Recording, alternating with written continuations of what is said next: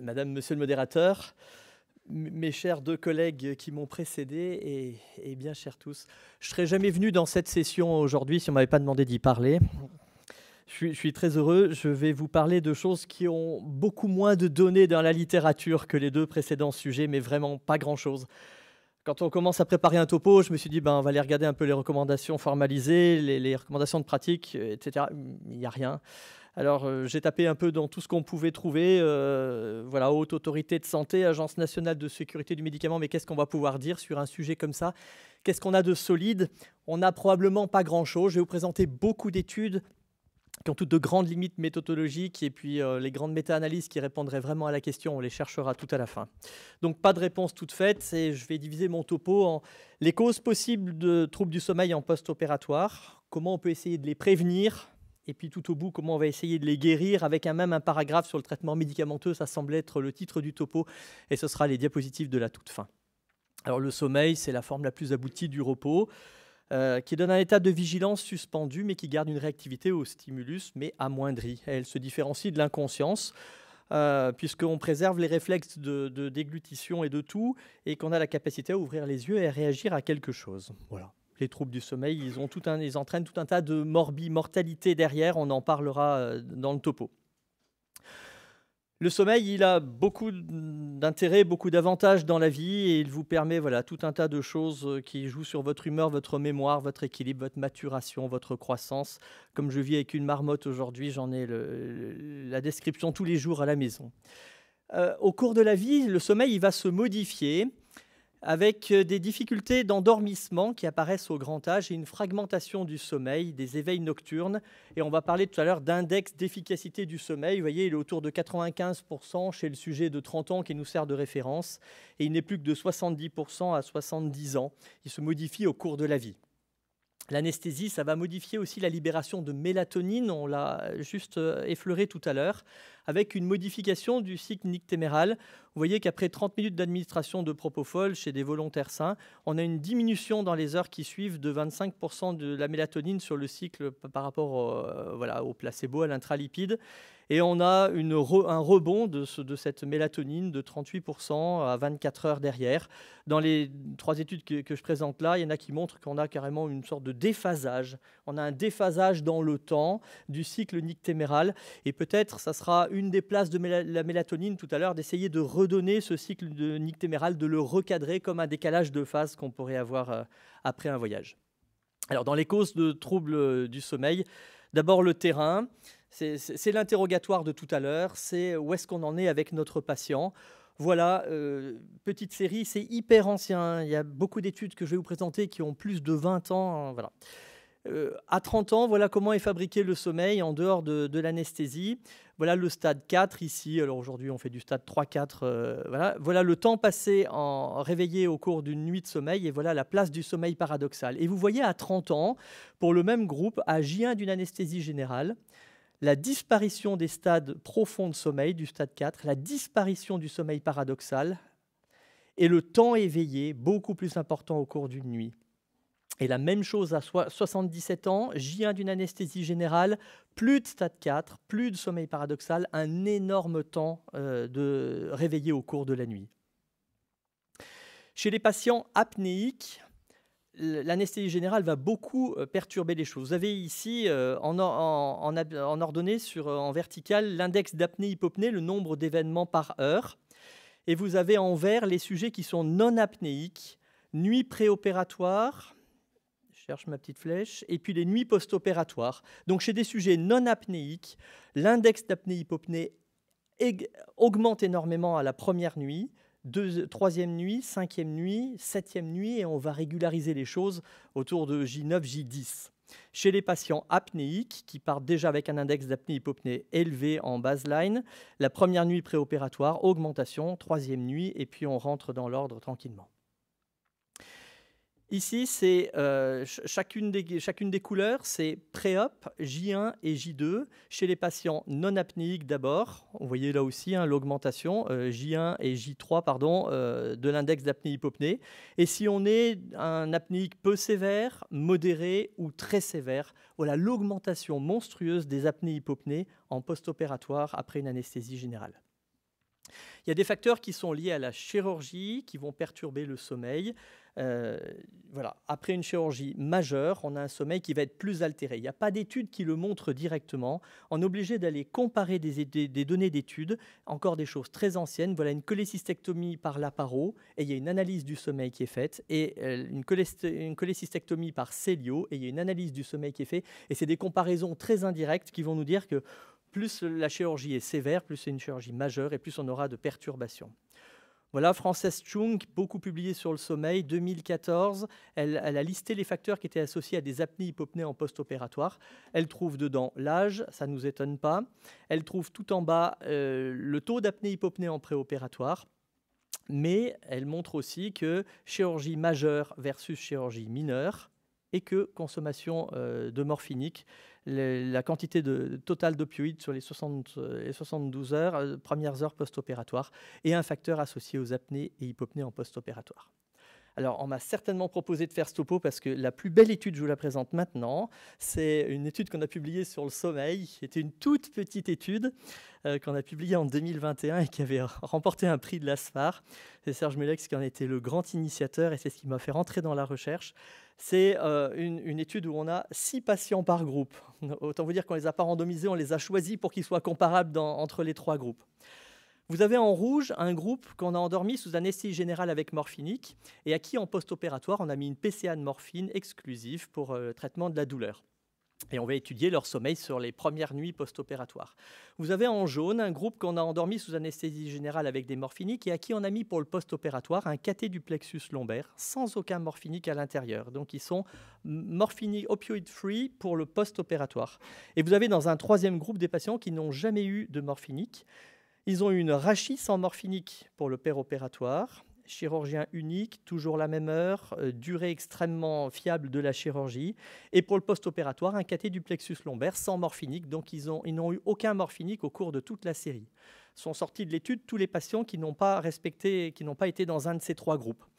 Et vous voyez, en préopératoire, ici, on a le pourcentage de temps de sommeil paradoxal.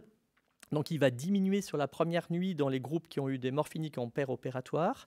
Et puis il va y avoir un rebond de sommeil paradoxal qui intervient vers les nuits 2, 3 et qui va rentrer dans l'ordre 4. Bon, il y avait des patients pour lesquels on avait 5, 6 qu'on n'a pas présenté là.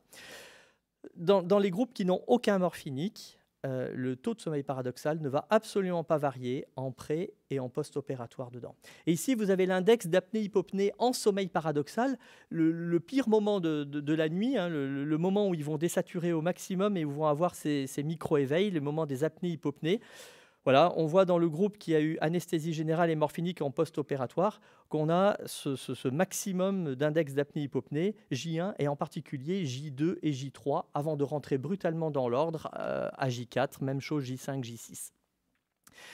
Pour les patients qui n'ont eu aucun morphinique ni en per ni en post-opératoire, on se retrouve avec un nombre d'apnées-hypopnées en sommeil paradoxal qui est parfaitement stable. Le sommeil paradoxal, c'est le problème. Il y a un rôle majeur de ces morphiniques en per et en post-opératoire.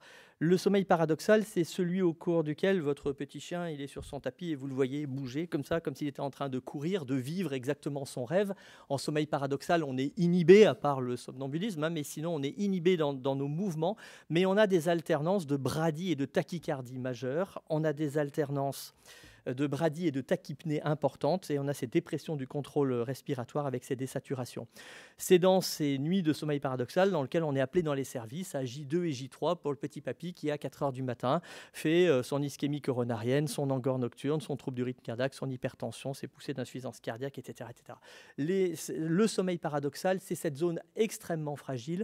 Et vous voyez, quand on a utilisé des morphiniques en per ou en post-opératoire, et essentiellement en per-opératoire, on déstructure, on modifie l'architecture du sommeil. Je reviens une seconde sur cette diapo. Et on va avoir dans les nuits 2, 3 un rebond de ce sommeil paradoxal et des événements majeurs d'apnée-hypopnée en sommeil paradoxal sur ces nuits post-opératoires. Donc, si on essaye de faire un peu la synthèse de ce qui perturbe le sommeil post-opératoire, il y a le stress chirurgical, l'importance de la chirurgie, la durée de la chirurgie.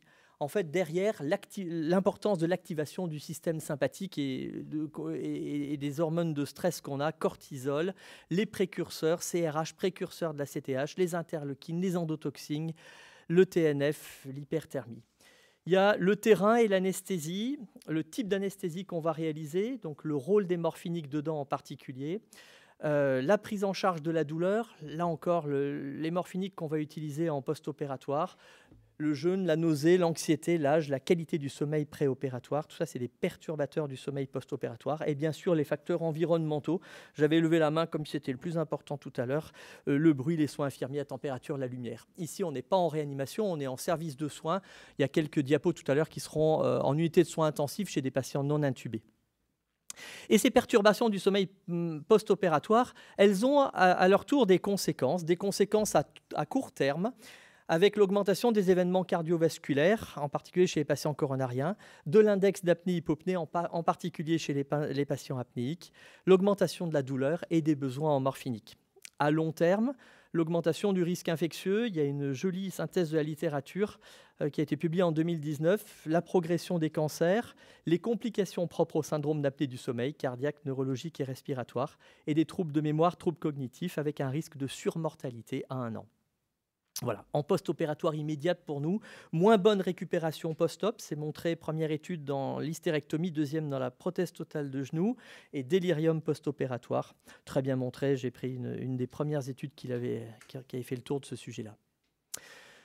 Alors avant de parler de thérapeutique, comment on peut essayer de prévenir ces troubles du sommeil quand on a vu un peu les causes possibles ?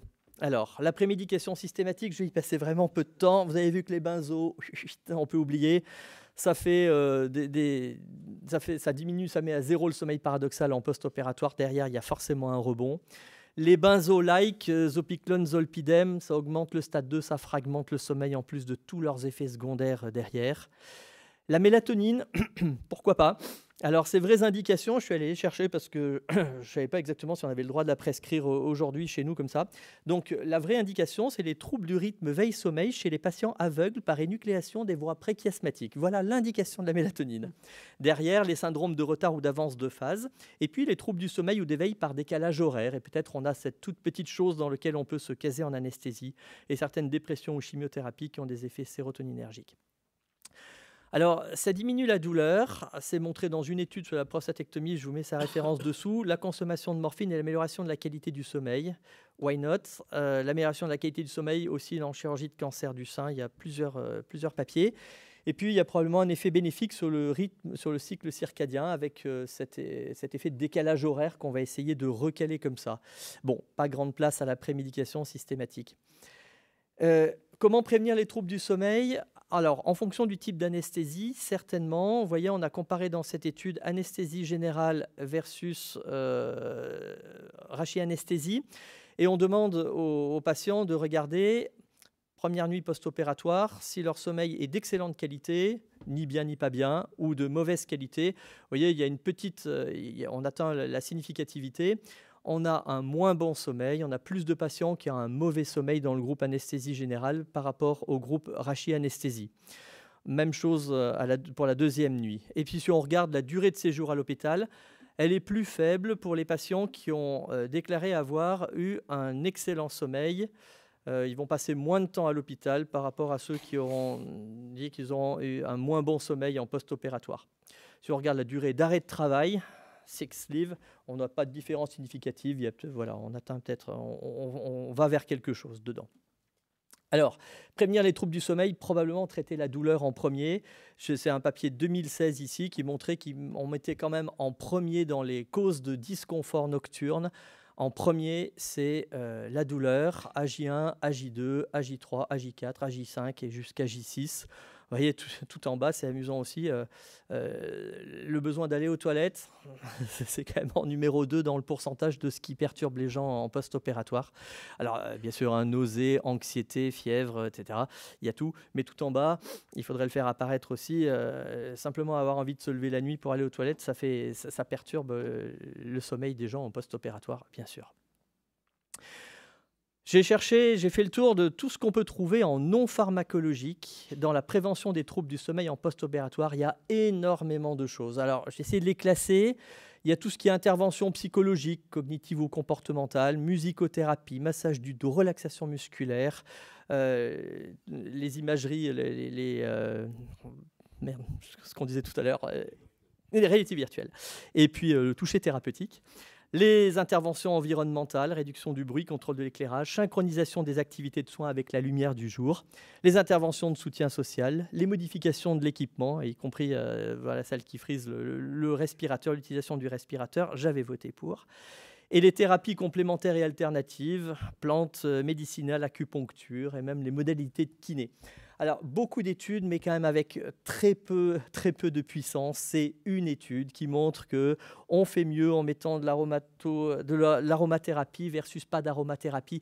Mais il n'y a pas de placebo, il n'y a pas de contrôle. C'est des études dont on ne pourra pas dire grand-chose.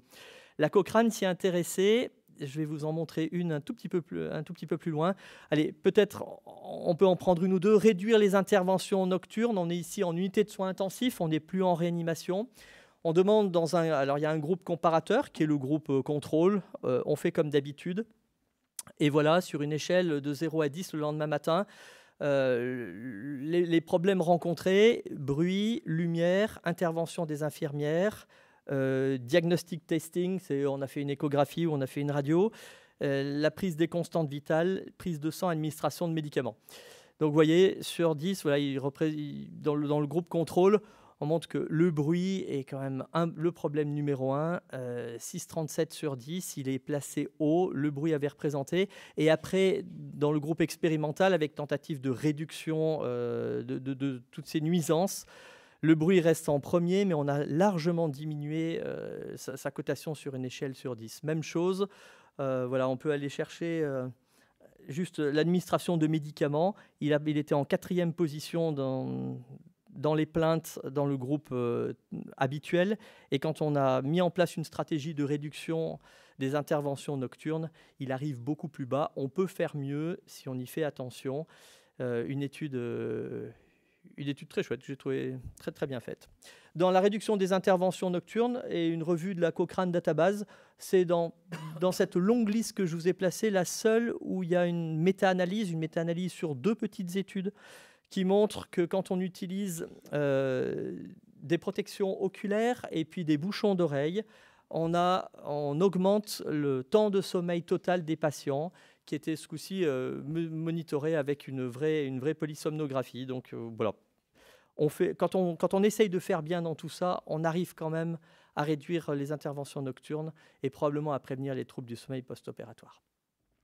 Et puis, il y avait ce papier de 2016 sur Pharmacological Intervention to Improve Sleep in Hospitalized Adults. Je me suis dit, tiens, chouette, une revue systématique. Je suis allé voir directement leurs conclusions. Pas d'évidence qu'aucune des médications puisse améliorer l'efficacité du sommeil ou la qualité du sommeil. C'est quand même, je pense, dans toutes ces études, les 2 paramètres qui sont les plus intéressants. Alors, en grattant un peu dedans, c'est peut-être pas aussi net que tout. Dans les mesures pharmacologiques, pas de benzodiazépine sûr. C'est amnésiant, ça a des effets paradoxaux comme l'agitation et la confusion, ça entraîne des dysfonctions cognitives post-opératoires. Et vous voyez, voilà une nuit d'un patient sous benzodiazépine. On passe beaucoup de temps en stade 2 de sommeil, quasiment pas de temps dans les stades profonds, 3-4, qui sont les stades réparateurs sur un plan physique, et très peu de sommeil paradoxal, très peu en durée et très fragmenté, ce qui est la réparation sur un plan psychologique, le revécu de cette journée et sa mise en place sur un plan psychologique. Pas de benzo, pas d'hydroxysine en post-opératoire, effet anticholinergique, somnolence, céphalée et particulièrement confusion, hallucination chez le sujet âgé. Dans les petites études, une sur le zolpidem, 10 mg, et sur tous les paramètres du sommeil qui ont été enregistrés à J1 post-opératoire. Donc, il donnait de zolpidem J-1 et J+1. Et dans tout l'ensemble des paramètres qui ont été enregistrés, les seuls qui ressortent statistiquement positifs, c'est moins de micro-éveil nocturne dans le groupe zolpidem, moins de fatigue déclarée par le patient et une meilleure qualité de sommeil déclarée par le patient. L'ensemble des autres paramètres, en particulier toutes les analyses de la morphologie du sommeil, c'était des études très complètes. Elles ne montrent aucune différence entre un groupe zolpidem versus placebo. Même chose pour la mélatonine. Il n'y a que 2 paramètres sur l'ensemble des paramètres de l'étude qui ressortent statistiquement significatifs. Le temps de sommeil total, avec un delta de 37 minutes, et l'efficacité du sommeil, avec un delta, voilà, sur une échelle qui va jusqu'à 100, hein, c'est un pourcentage, 4,3% de différence d'efficacité du sommeil. Voilà comment il est calculé. C'est le temps de sommeil total, moins la latence d'endormissement, moins le temps passé en éveil. Très très peu de travaux et vraiment pas grand-chose pour se mettre. Peut-être avec la dexmédétomidine en post-opératoire, mais on va encore discuter de la dose. Alors ici, on a un index d'efficacité du sommeil en premier. T1, c'est la nuit pré-op et T2, c'est la nuit post-op. Il y a un groupe DEX, pré-op et post-op, et il y a un groupe contrôle. Pas de modification en préopératoire et en post-opératoire. Dans le groupe DEX, on a un index d'efficacité du sommeil qui est très discrètement supérieur. AI, c'est l'index de micro-éveil post-opératoire en polysomnographie. En préopératoire, il n'y a pas de différence entre le groupe DEX et le groupe contrôle. Et en post-opératoire, il y a un index de micro-éveil qui est très, très discrètement inférieur dans le groupe dexmédétomidine. Et puis, quand on regarde le ratio de sommeil paradoxal sur le sommeil total, pareil, rien en pré-op et en post-opératoire, on est un tout petit peu plus haut avec la dexmédétomidine, donc un poil plus de sommeil paradoxal que dans le groupe contrôle après une anesthésie générale avec morphinique.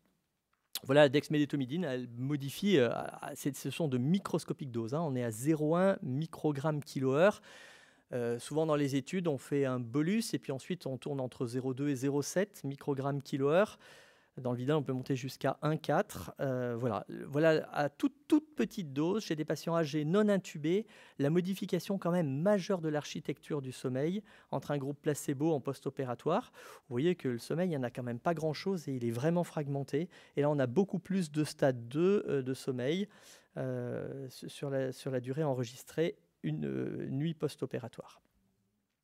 Dexmédétomidine, cette étude, elle a été montrée tout à l'heure. C'était un bolus de 0,5 et puis une dose qui était évaluée par quelqu'un qui ne participait pas à l'étude, qui a monté la dose pour qu'elle soit optimale, entre 0,2 et 0,7 microgrammes kilo/heure. Ce n'est pas donné sur la première nuit post-opératoire, c'est donné sur la deuxième nuit post-opératoire et c'est de nouveau pas donné sur la troisième nuit. Vous voyez, dans l'index d'efficacité du sommeil, on a l'impression qu'on a un sommeil de bien meilleure qualité dans cette deuxième nuit. Alors, à quel prix? Au prix d'avoir moins de stade 1 dans le groupe DEX par rapport au groupe contrôle, d'avoir beaucoup plus de stade 2 et qu'on ne s'y trompe pas, il n'y a pas de sommeil paradoxal, il n'y a pas de sommeil profond dans aucun des deux groupes. Donc, la dexmédétomidine, même si elle donne l'impression d'avoir un sommeil de meilleure qualité à cause de l'augmentation du stade 2 dedans, elle perturbe quand même l'architecture du sommeil sans sommeil paradoxal. Donc derrière, ce sera suivi par un rebond de sommeil paradoxal avec les problèmes qu'on avait tout à l'heure en sommeil paradoxal. Et peut-être un des plus jolis travaux, 700 patients de plus de 65 ans. On est en unité de soins intensifs après chirurgie et c'est randomisé, donc 350 par groupe, avec 0,1 microgramme kilo/heure d'un côté versus placebo de l'autre côté. Ce sont des patients qui sont scopés en unité de soins intensifs mais qui ne sont pas intubés. Et on regarde simplement le délirium pour avoir mis une nuit, la première nuit post-op de dexmédétomidine. Vous voyez le groupe placebo, il est en bleu ici, 15% de délirium à J1, et puis ça va descendre, 12, 10, etc. Mais ça reste toujours supérieur et statistiquement significativement différent sur les 3 premières nuits post-opératoires avec le groupe dexmédétomidine. Voilà, il y a peut-être une place là-dedans. Il y a une amélioration de la qualité subjective du sommeil. Il y a une diminution des complications. On est quand même sur un travail randomisé et bien conduit. Délai d'extubation est diminué dans le groupe, globalement diminué dans le groupe pendant lequel on va utiliser de la dexmédétomidine. Les complications autres que le délirium sont diminuées aussi. La durée de séjour en soins intensifs. Le nombre de patients sortis de l'hôpital dans les 7 jours qui suivent la chirurgie. Voilà, donc il y en a qui étaient encore intubés certainement la première nuit, puisqu'il y a ça. Et puis une étude un poil complexe parue l'année dernière sur l'association de mesures pharmacologiques et non pharmacologiques. Un premier groupe qui ne reçoit rien, un deuxième qui a intervention psychocomportementale, éducation du sommeil et techniques de relaxation, un troisième groupe qui a 10 mg de zolpidem et un quatrième groupe qui a l'association intervention psychocomportementale plus demi-dose de zolpidem. Et on va regarder des paramètres. Par contre, il n'y a pas d'évaluation à l'intérieur des groupes, simplement, ils vont montrer qu'il y a une différence significative entre les différents groupes A, B, C, D, mais il n'y a pas d'analyse, d'analyse de Bonferroni derrière qui permettrait de comparer les groupes AB, BC, CD. Tout ça, c'est pas fait dans l'étude. Ça y manque clairement, mais je pense qu'il n'y avait pas assez de puissance pour espérer avoir quelque chose. Donc, en qualité de sommeil, il faut juste se contenter de dire que sur une échelle EVA sur 100, on a 53, 56 dans le groupe intervention, et on va monter à 61 ou 62 quand on met une molécule derrière. L'échelle d'Epworth, la CRP sur des paramètres d'inflammation. La CRP semble être plus basse dans les groupes qui vont recevoir du zolpidem ou l'association de zolpidem avec une éducation au sommeil et des techniques de relaxation. Pareil pour l'interleukine, pareil pour la douleur au repos. Mais attention, on n'atteint peut-être pas la puissance de comparaison entre les différents groupes, simplement montrer que l'ensemble des différents groupes se comportent de manière différente. Sur la douleur au repos, on semble être plus bas aussi à J1 post-opératoire dans les groupes qui ont reçu du zolpidem. Et en cours de kiné, la douleur à la flexion du genou, voilà, il y a aussi une différence qui est statistiquement significative. On ne peut pas aller très loin sur des études dont la méthodologie s'arrête quand même là. Moins d'anxiété dans le groupe D, le groupe qui a l'association des deux, moins d'effets secondaires aussi et une meilleure satisfaction, mais ce n'est pas des données chiffrées qui sont quand même bien lourdes. Il y avait 240 patients, donc il y en a 60 par groupe. Voilà. Je suis quasiment au bout de ce que j'ai à vous dire. Que prescrire au bout du compte ? Alors, on va dire 1, prévenir. Et je pense que prévenir, c'est la plus grosse part de ce qu'on est à faire. Limiter l'agression chirurgicale, chirurgie mini-invasive et la plus courte possible. Limiter l'agression anesthésique, moins de morphinique père et post-opératoire avec le recours large à l'ALR.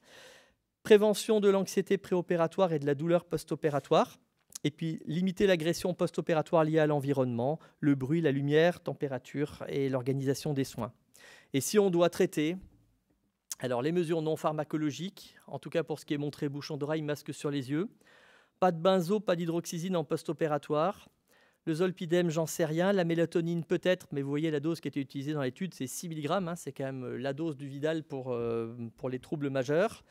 Et puis la dexmédetomidine, avec son intérêt sur le délirium, à dose microscopique, 0,1 microgramme/kHz, et c'était sur des patients scopés en unité de soins intensifs. Et peut-être l'association d'éducation au sommeil ou de techniques de relaxation et de molécules à très faible dose. Je vous remercie.